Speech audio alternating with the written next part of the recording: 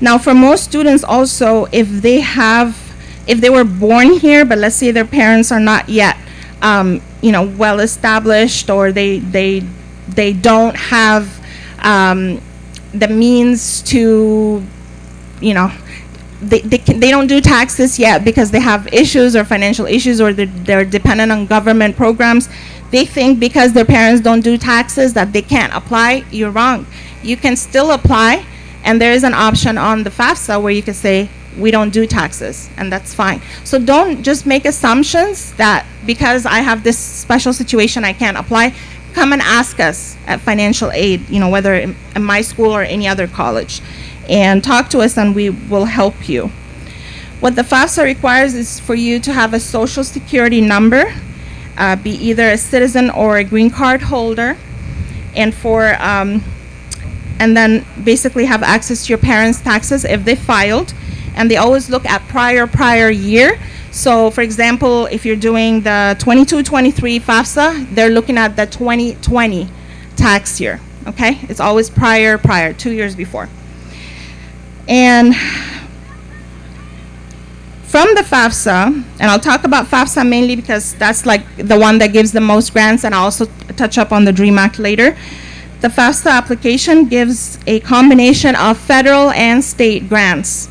Federal grants are basically coming from the federal government, and you could use that in any state. So if you're listening to me and you're not in the state of California, you can still do FAFSA. You'll get federal grants in whichever state you're at. If you are not in California, you will not be a candidate for Cal Grant. It's only for students who are here and they're attending a school in California. So check in with your state because they may have their own programs too. If you are in California, state of California will offer you a Cal Grant, and there's 3 kinds of Cal Grants. There's 4-year schools. There's Cal Grant B and C, and those are mainly for community colleges.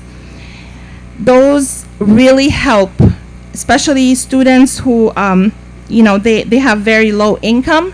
Between the Pell Grant and the Cal Grant, they get close to $8,000 per year, and that covers a big chunk of their financial need. Now, if you're a family and your income is a little bit on the high end, you're considered a middle class, you may not qualify for Cal Grant or Pell Grant, but the state of California also offers a middle class scholarship, and that's for the income ceiling of $191,000. So families who make that combined adjusted gross income, they can get a middle class scholarship. And this is mainly for the UCs and the Cal States. Now, if you're going to a community college and you do FAFSA, you're also going to get something called the California College Promise Grant. And this grant just makes your tuition completely free. So you enroll in classes, all what you pay out of pocket is $37 per semester, and then when we award you additional grants, you're going to end up having money coming into you, money that you could use for your books, that you could use for your room and board, food, transportation, clothes, anything that you need as a student to go to college. So it's a pretty good deal. Now, if a student does not qualify for grants, or the grants are not sufficient to cover his need, then a student can also take loans. I don't like for students to take loans early on if they don't really need it, just simply because it all adds up. And if you end up going into a program after you get your bachelor's to do like master's or PhD, or you go into medical school or law school, once you have gotten your bachelor's degree, you are no longer eligible for any grant, and it's all going to be loans from that point on. So if you can save your loans till after you get your bachelor's, then by all means do that. The types of loans that are offered from the Department of Education, there is subsidized loans and unsubsidized loans. Subsidized loans meaning that the Department of Education does not charge you any interest from the time you take the loan. It basically starts to accumulate after you have finished school. 6 months after that, that's when you're supposed to go into repayment, and that's when they start adding the interest. Unsubsidized loans are like any other type of loan. The day you take out the funds, the day the clock starts ticking and they start adding interest. So just be aware and mindful that when you get into the university of your choice and they send you a letter telling you this is the type of grants and loans you're going to need to take or you're going to receive and need to take, please look at the loan section and be aware what this is going to entail, because you don't want to be just brushing it off saying, oh, I don't understand, this is so complicated, and don't bother to ask. And then after 4 years are done, you end up finding out that you have to start paying back money. My advice for you, don't be discouraged.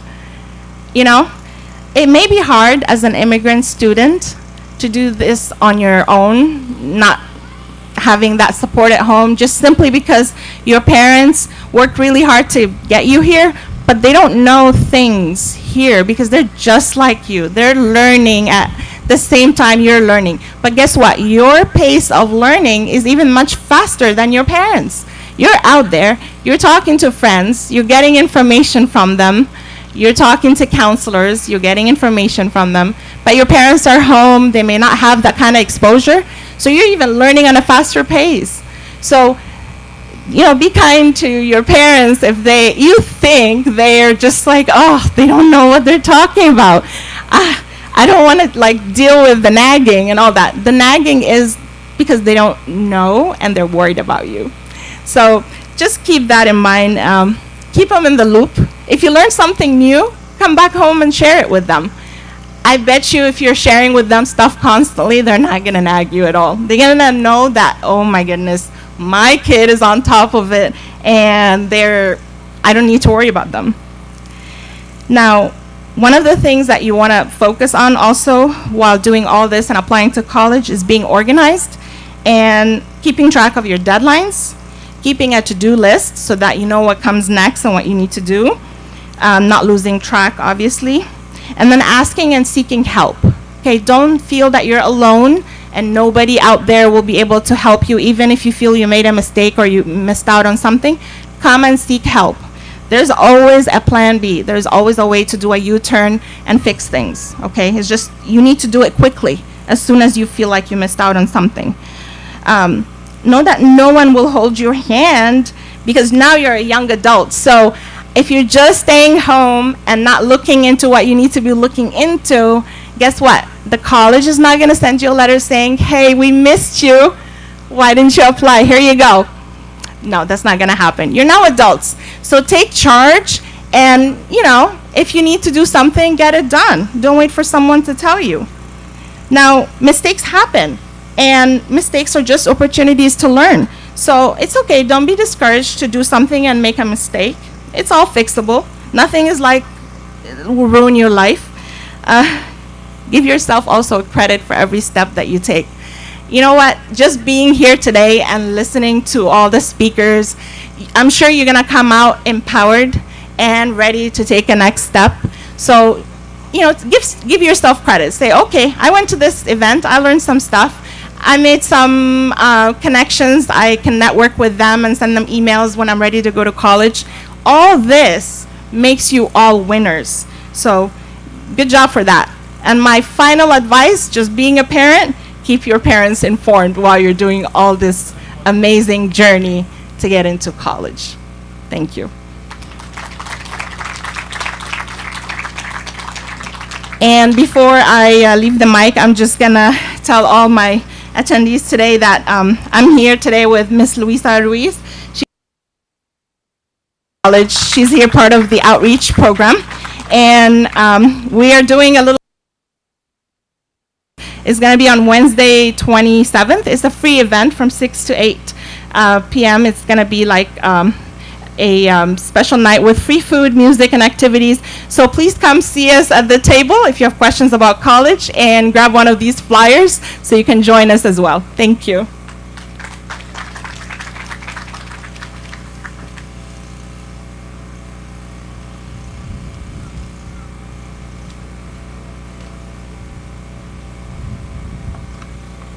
Thank you, Nancy. Please welcome Mrs. Ruby Sue, community health worker Department of Mental Health, LA County, will discuss drug and alcohol prevention.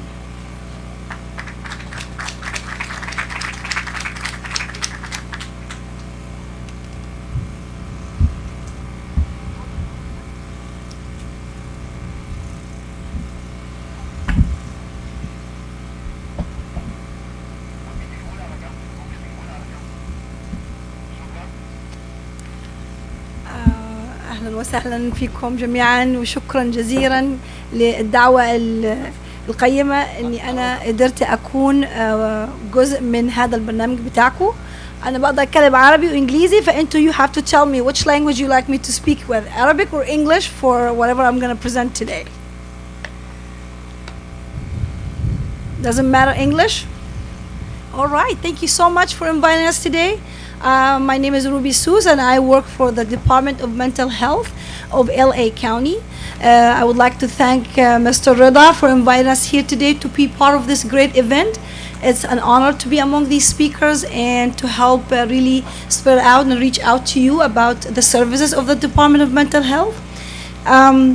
Thank you so much for holding that for us. I'm not going to take too long.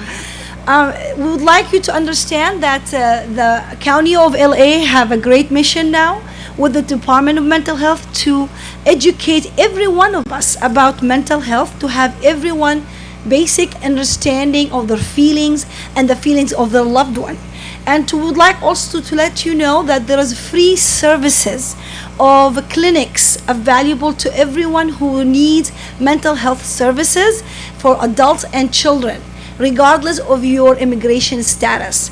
If you don't have an insurance, you are very much welcome. Just make the call and make an appointment and start really getting treatment, or even just have information about what's happening to you and your loved ones. So we're here today, actually would like you please to come to our resource table. We have great information about what you can do if you know or you feel stressed out or you need mental help. And of course, a lot of us here, and that's the biggest mission we're trying to do here with the LA County, to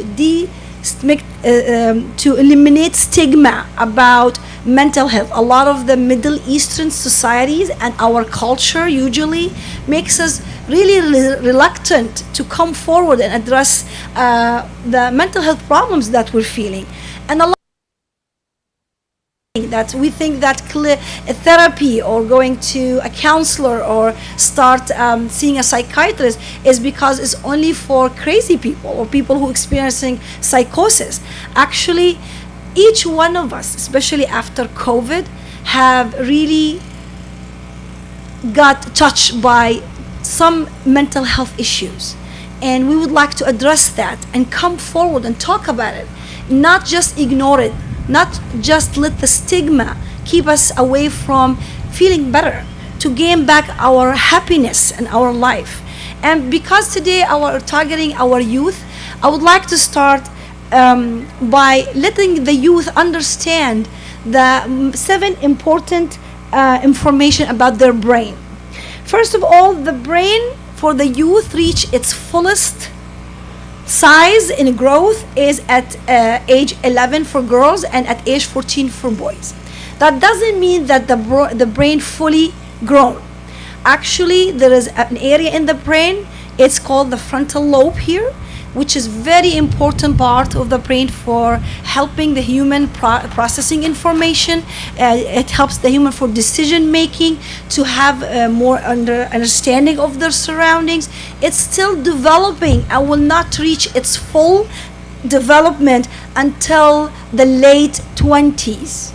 So your children, your teens, actually right now still in their brain growing. So we see a lot of teens mashallah grown and they have a mustache and they're fully developed as an adult, but honestly they're still in their brain, and the part that's important for them to live as an adult is still growing. And this is a message also for the teens. You have to understand, if you really, I know you want to trust yourself, I know you want to live your life, but always make sure and understand your full ability to process information, to process the life you're living. It will not be really fully grown until you are almost in your late 20s. So please seek the advice of your parents and connect with them and let them be part of your decision making in the meantime to help you decide for your life. This is very, very important for you to know. The next thing is teen brain. You have to understand the teen brain is like an elastic. So they are so hungry to learn. Your mind and your brain is like a big sponge now, wants to absorb all the information it can get. So be careful and do your brain a good thing is make sure when you are going to expose yourself to information, to surroundings, make sure it's something good, because you don't want to sit too much on TV, on social media, where your brain is really sucking all that from these areas of information. Expose your brain to skills, expose your brain to lessons, to knowledge that benefits you, that helps you in the future, because it's now is like a storage, it's storing so much information. So we need to pay attention to that. Let your eyes read the good things, let your ears hear the good things, because maybe you're right now you don't see how, or you trust yourself. I'm flipping so much on TikTok, I'm watching so much YouTubes, and you observing all this, and your brain is storing. Still, you need to make sure what you choose to expose your brain to has to be healthy, skillful, that can makes you able to do things in the future. Honestly, even if you watch recipes or cooking shows, it's really, really nice, because your brain will be able to help you become able to cook, analyze, measure, instead of just watching people who pour stuff on their head, or they do silly tricks or something. It's still your brain will keep that there. At this age, when the teen is growing into adult, they will be experiencing a lot of hormone changes. That change in their body creates some worries inside them. So at that age, the teenagers are more vulnerable to start developing some mental health disorder, or let's say issues. They're themselves, it's really, really in a shock somehow that I am growing, that my voice is changing, that I'm start having hair. And they will also develop this fear of how I'm gonna look in the future. Am I gonna be looking short like my mom, or bald like my dad? I have obesity in my family, I'm gonna be obese. And this themselves makes them uncertain. And maybe if they are vulnerable and there's other risk factor and they're growing up, they will start developing some mental disorder like anxiety and depression. And then we need to take this so seriously. And you need to learn the symptoms of anxiety and depression as a parent, so you can help your child if they're really going through this. Because if you let your teen live with these mental disorders, thinking, and that's what we all think, it's just a stage, and they will go out of it. Usually some teenagers or some youth get stuck and they cannot grow out of that, and they actually grow into more mental health issues that will affect their daily life. They will, instead of, if they're smart and have maybe a huge goal to be a doctor, having the mental health condition they have, it could hinder their goals, or their ability, or maybe they make them walk away from college. They don't want to go to this class. Maybe they'll change that major that they always dreamt to be a professional in. So we would like to tell you, if you have your child experiencing these mental health issues, please come forward and try to address this at least with their primary doctor. Mention to your primary doctor when you do a physical exam, the annual one, which will just say, my daughter experienced this, and you need to learn the symptoms of anxiety, learn the symptom of depression. And the county is putting people like me, a community health worker who's also a mental health promoter, to come forward to each one of you and say, join us in these free educational workshops that we are hosting on a daily basis online. You don't have to even leave your home, and just learn about the different disorder, the different issues, and the different topic of mental health. Just have a regular just chat with a mental health provider and talk about if you're experiencing or you know someone experiencing it, and what to do about it. Because in these presentations and these workshops, we teach the people about basic mental health, but also how you can help yourself, where to go, and what services you can reach out to help you and help your loved one have a full recovery of whatever mental health condition.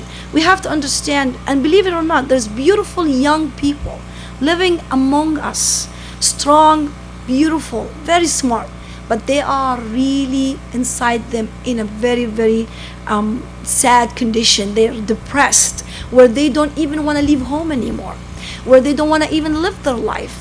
And there's some people so scared for the unknown, just being always anxious about something not known. It's like the المجهول, الخوف من المجهول, always constantly living with that and growing with that. Beautiful young people, that makes them quit school, that makes them don't quit their beautiful job they have, because that feeling is so intense and it's so reality.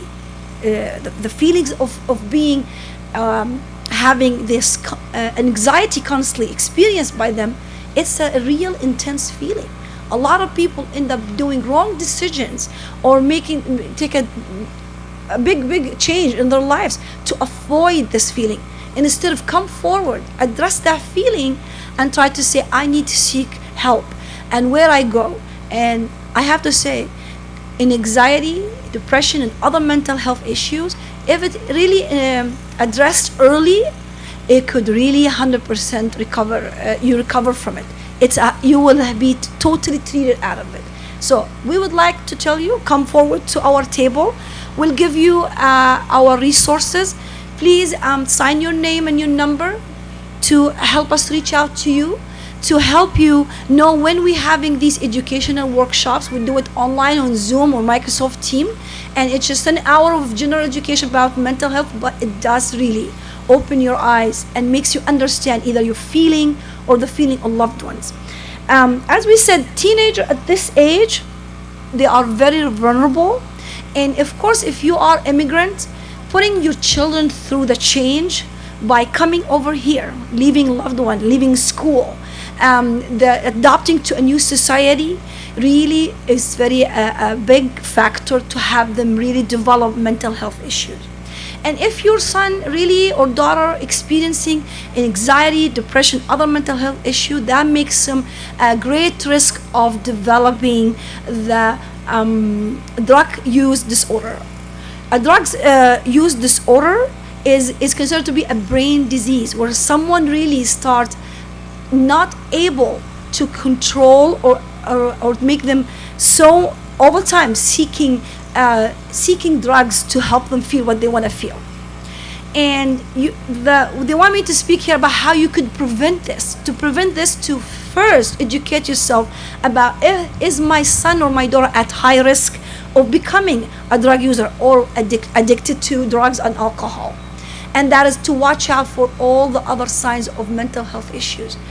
A lot of children, and a high number of them, will be ending up using drugs and alcohol if they are already suffering from anxiety, depression, because they want to feel better.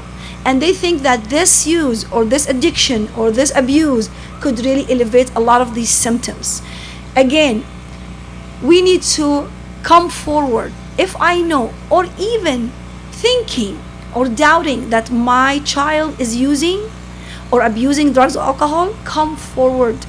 We have free services to help the child or that person to get off their addiction, and it's 100% treatable. And we have to understand, we can only do this together if we as a community start really fighting the stigma. Middle Eastern people, where we come from, don't think that if I am really stressed out, if I am really angry at something and eating up my days and my mind, it's a disorder. come forward, make an appointment, and start having therapy. A lot of people take the word psychotherapy as a very rejectable kind of word. It's like for crazy people. Let's change the word psychotherapy to chat therapy, or let's call it talk therapy, and make an appointment and have you start seeing a counselor. People take their children to the primary doctor for a small fever. You can also take your children if they feel like worried constantly, lock themselves, avoiding you, stop doing what they like to do. They don't want to go out, they don't want to participate in school. They are telling you, I want to quit school. Or start thinking, hey mom, I always want to be a doctor, but I am really now so overwhelmed. And you could find them don't sleep well, don't want to interact, don't want to continue learning. And a lot of people really ruin their lives thinking this is difficult for me. It might be only they're experiencing some disorder. Their emotion need a check. And this is something you could easily achieve and get them to that treatment in a phone call. And then they can really reach their potentials and they'll be able to achieve their dreams. So we would like you again to come forward, because we cannot help you without giving you information in your hands to see the free clinics. If you're a leader in your community, or you are someone who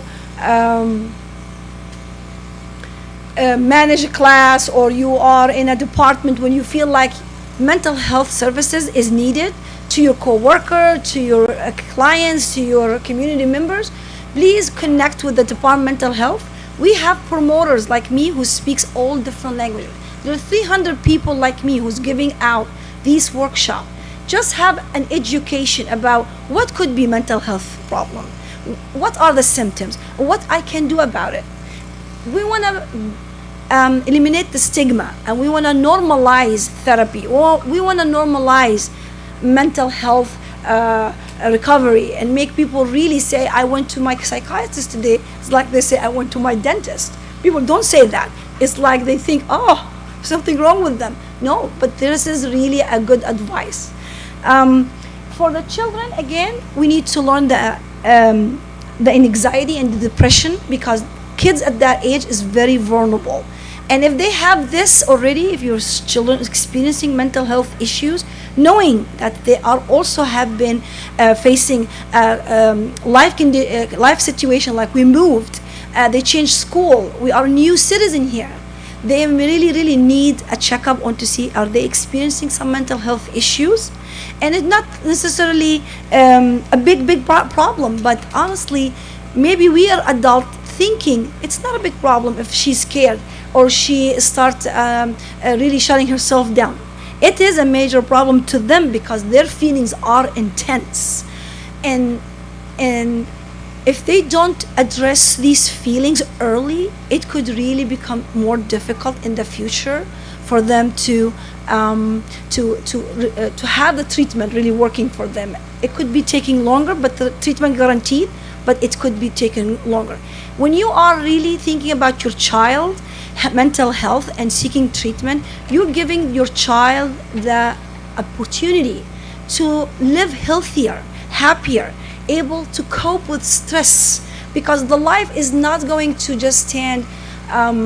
Today we have a problem. We're living in a very fast-paced society.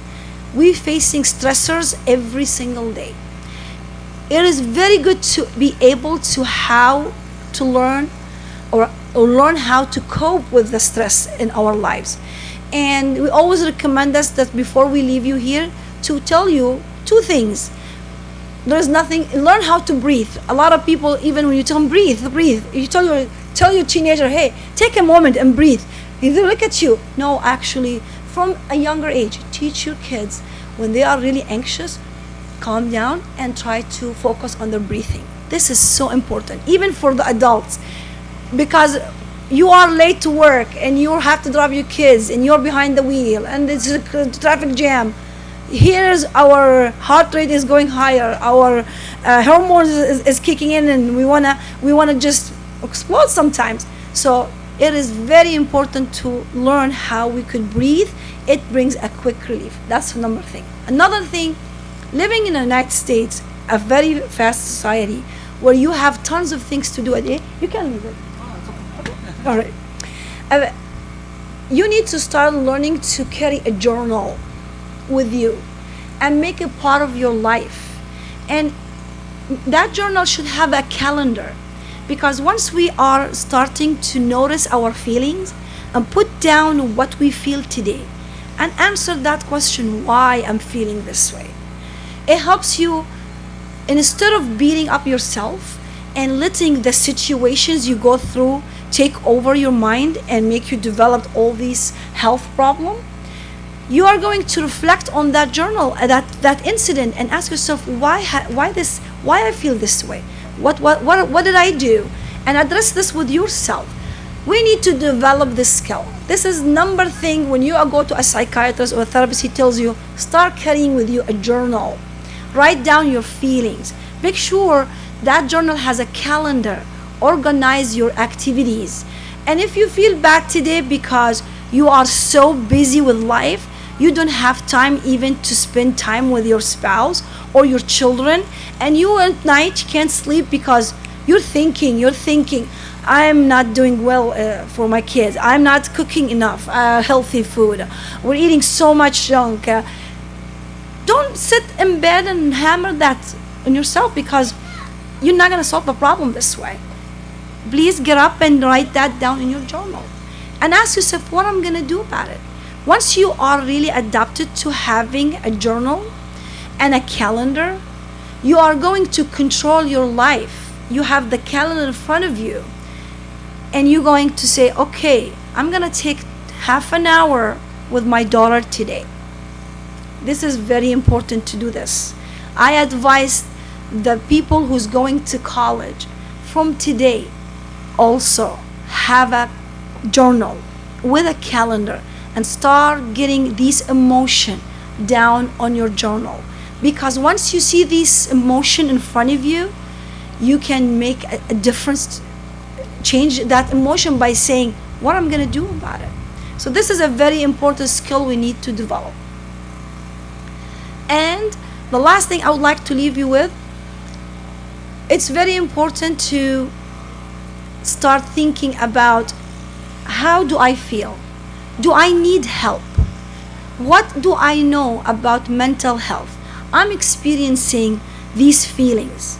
There's 5 pillars to resilience, and it's very important that we teach our children to develop this resilience. The first thing, for whether your children or it's for you, once you recognize, I don't feel right, I feel sad, I'm depressed, I don't feel right, I feel anxious all the time.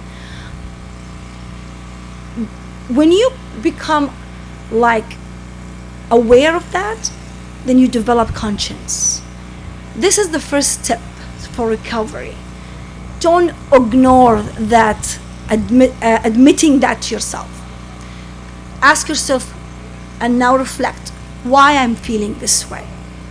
If it's something that you don't know why, then trust me, there must be something beyond you, like a medical condition. Maybe your medication you're taking, it causes you depression. Maybe you have a vitamin deficiency. And then start having self-care. Say, I need to change the way I'm feeling today. If you can change whatever that's stressing factor that causing your feeling this way, is good. If you can't, don't sit, seek help. Let the professional people who spend years studying mental health and psychiatry help you. They have the ways, the tool, the techniques to get you back to feel good about yourself. And let's go back to the major point here where we started all this. If you know that you have addiction problem, or you have friends around you who have addiction problems, there is help.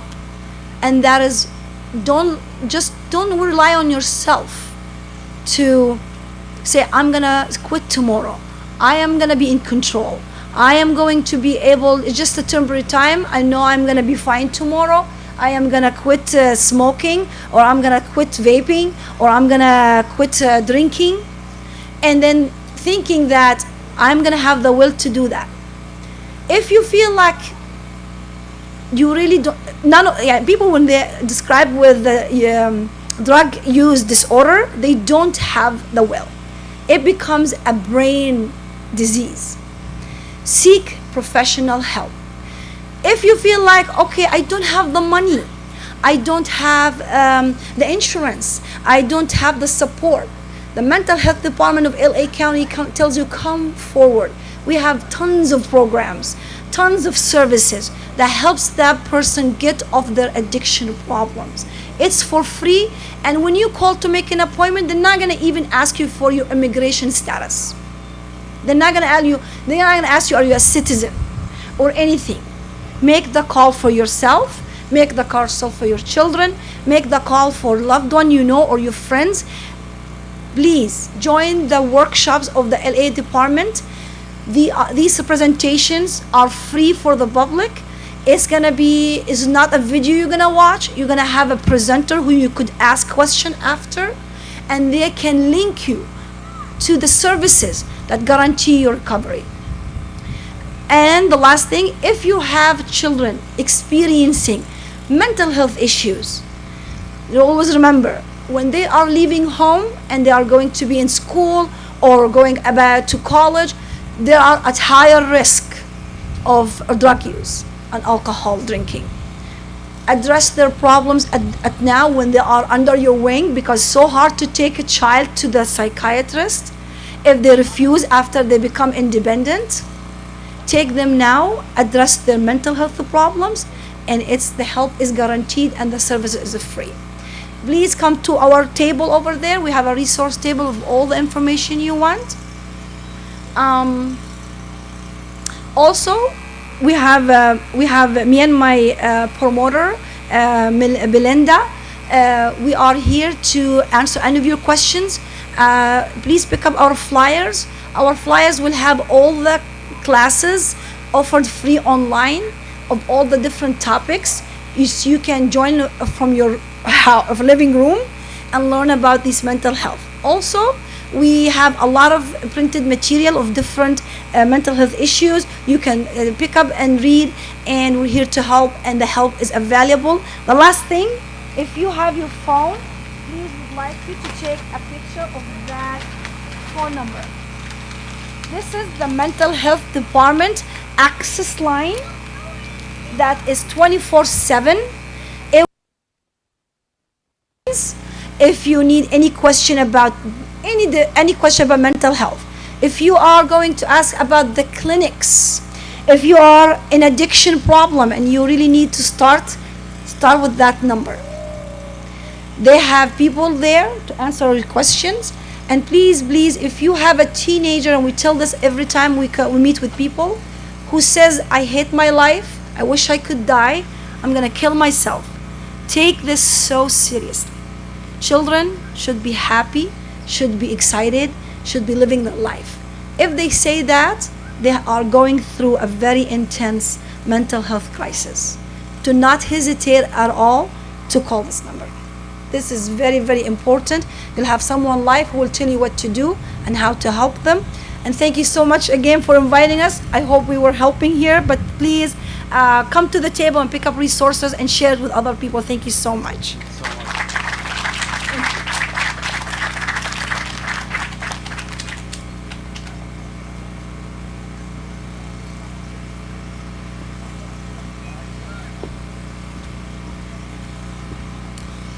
And now, please welcome Sandy Gabriel, the Assistant Director and Counselor with the Coptic Education Foundation, who will discuss preparing a high school student for university.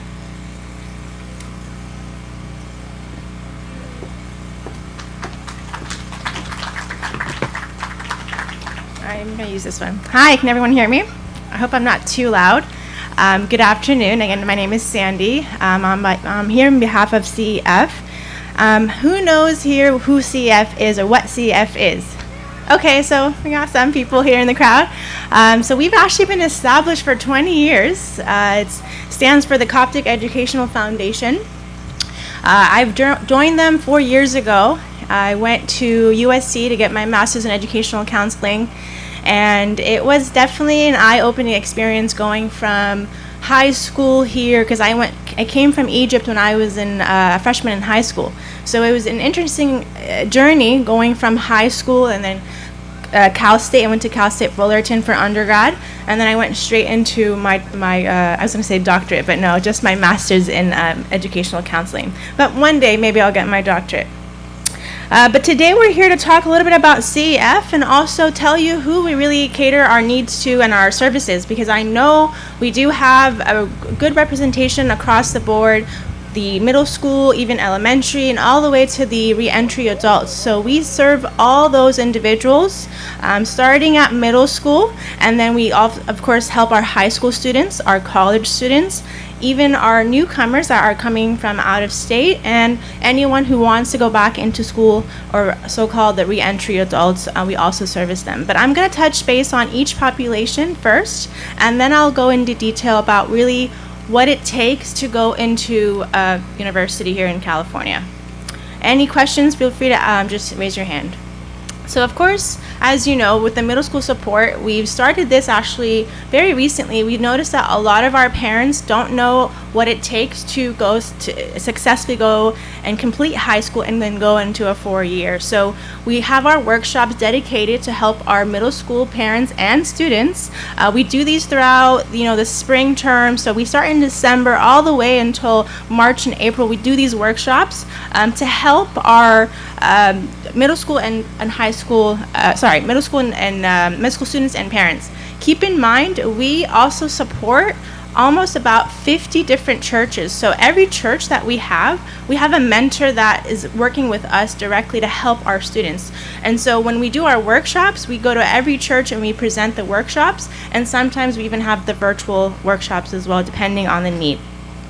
So the first one is being the middle school aspect. We do the workshop, helping them understand the things that we look for as far as the extracurricular activities. We'll talk about that in a bit.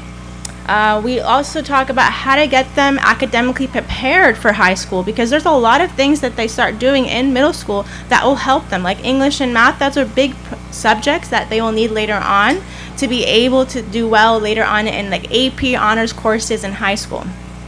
So our biggest thing is right now the workshops. We do help with that as far as the middle school support. Then we have our high school, which is our biggest population that we support. It comes with our college admission workshops, financial aid, our personal statement writing, how to apply for scholarships, how to apply for the FAFSA. I know Nancy spoke a little bit about how to apply for FAFSA and who's supposed to apply for which application. So I won't touch base too much about it, but we do a lot of workshops about how to apply, and we actually have workshops that help you step by step through that FAFSA application. With your parent, we invite the parents and they help with that process. Another big thing that we do for our high school students is a scholarship. So we actually give out almost 20 scholarships every year, the past 20 years, to our high school students who are transferring into a 4-year college, or the students who are a community college transfer going into a 4-year as well. So, and then we just added another one, which was the grad school one. We added another scholarship for those who are going to be applying to grad school and got accepted into a graduate degree. So these scholarships are focused mainly on our high school. And again, we really do want to see a lot of things, but mainly 2 different main things really is the academic aspect of it. We really want to make sure the student is giving back to their community, but also exceeding academically, meaning their grades are the top notch. We just gave an award to someone at St. Paul in Irvine. The student had a 4.64 GPA. He went to Stanford. And he got accepted into Stanford. So those one of our scholars that got the scholarship. We had another student, her GPA was a 4.8. So you see our students excelling and going above